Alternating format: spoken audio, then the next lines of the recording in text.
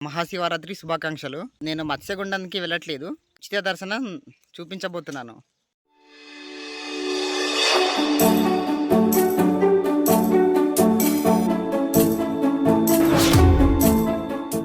Hi, hello అందరూ ఎలా ఉన్నారు?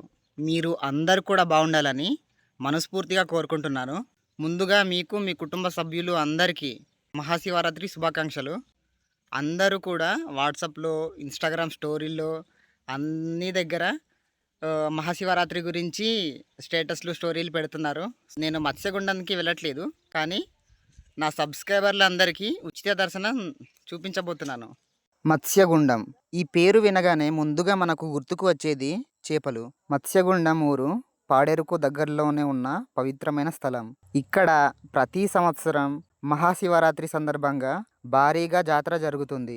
కానీ ఎందుకు ఇక్కడ అంత ప్రత్యేకంగా జరుపుతారు? ఇక్కడ ఉన్న నీటిలో పవిత్రమైన చేపలు ఉంటాయని స్థానికులు నమ్ముతారు.